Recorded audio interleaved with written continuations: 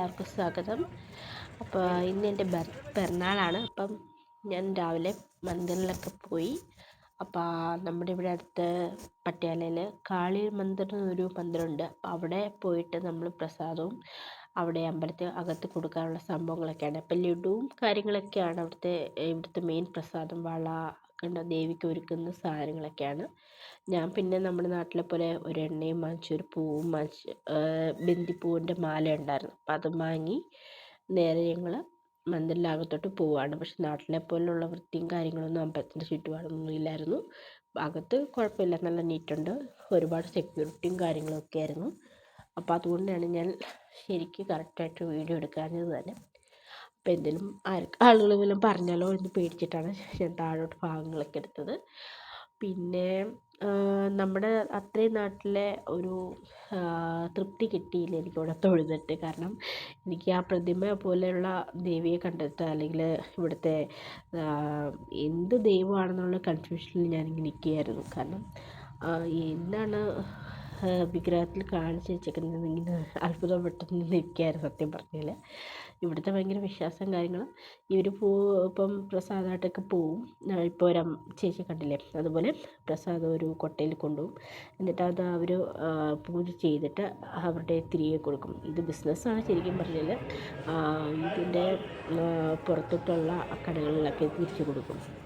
പിന്നെ മന്ദിരം കാണാൻ നല്ല ഭംഗിയുണ്ട് കേട്ടോ. നല്ല കൊട്ടാരത്തിൻ്റെ പൊട്ടൊക്കെ നമ്മുടെ നാട്ടിലെ ചുറ്റുകളൊക്കെ വെച്ചിട്ടുള്ള ഇതെങ്കിലും ഒന്ന് കാണാൻ പറ്റിയത്. അതുകൊണ്ട് അത് കാണാനൊക്കെ നല്ല ഭംഗിയുണ്ടായിരുന്നു. പിന്നെ നാട്ടിലെ പോലെ ഒരു ചുറ്റുവിളക്ക് കണ്ടപ്പോൾ എനിക്ക് അതിശയം തോന്നി. ഇതൊക്കെ ഇവിടെ ഉണ്ടോ എന്നുള്ള ഒരു അതിശയം പോലെ തോന്നി. അത് കഴിഞ്ഞ് ഞങ്ങൾ നേരെ കേരളക്കാരുടെ കടയുണ്ട്, അവിടെ നമുക്ക് കുറച്ച് കേരള സാധനങ്ങളൊക്കെ വാങ്ങി. പായസത്തിനുള്ള കുറച്ച് സാധനങ്ങളായിരുന്നു. പിന്നെ ഞങ്ങൾ കേക്ക് വാങ്ങിക്കാനായിട്ട് അതിൻ്റെ അടുത്ത് തന്നെ ഒരു ബേക്കറിയിൽ കയറി കേക്കും വാങ്ങി. വന്നപ്പോഴത്തേക്ക് നമുക്ക് കുട്ടികൾക്കുള്ള പാഴ്സൽ നമ്മൾ നേരത്തെ ഒന്ന് ഓർഡർ ചെയ്തിട്ടുണ്ടായിരുന്നു, സ്പോർട്സ് ഷൂ.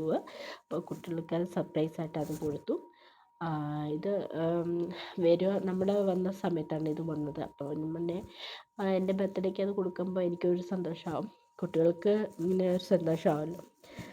പിന്നെ അവർ വരുമ്പോൾ ഒരു സർപ്രൈസായിട്ട് ഇരിക്കട്ടെ എന്ന് ഞാൻ വിചാരിച്ചു. ബാക്കി വിശേഷങ്ങൾ വീഡിയോ കൊടുക്കാണ്.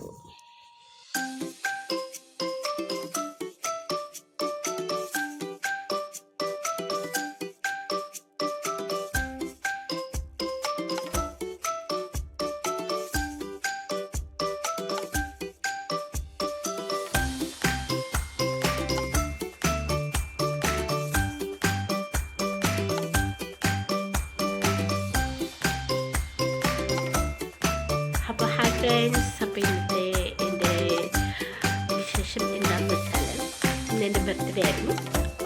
രാവിലെ അമ്പലത്തിൽ പോയി. പക്ഷെ നമ്മുടെ നാട്ടിലെ പോലുള്ള അമ്പലമൊന്നും അല്ലായിരുന്നു. അതുകൊണ്ട് അത്ര തൃപ്തിയായിട്ട് പോരാ എനിക്ക് തോന്നി. പിന്നെ എൻ്റെ കുട്ടികൾക്ക് ഞാൻ എൻ്റെ ബർത്ത്ഡേയുടെ കൂടെ അവർക്ക് സർപ്രൈസ് ഗിഫ്റ്റ് കൊടുക്കാനുള്ള ഒരു ഉദ്ദേശമുണ്ട്. കുട്ടികളെ പറഞ്ഞിട്ടില്ല, ഷൂ ആണ് കാണിക്കാം. അവർ വരുമ്പോൾ ആ എക്സ്പ്രഷനൊക്കെ അത് കാണിക്കാം കേട്ടോ. ഇതാണ് ആ ഷൂ കേട്ടോ.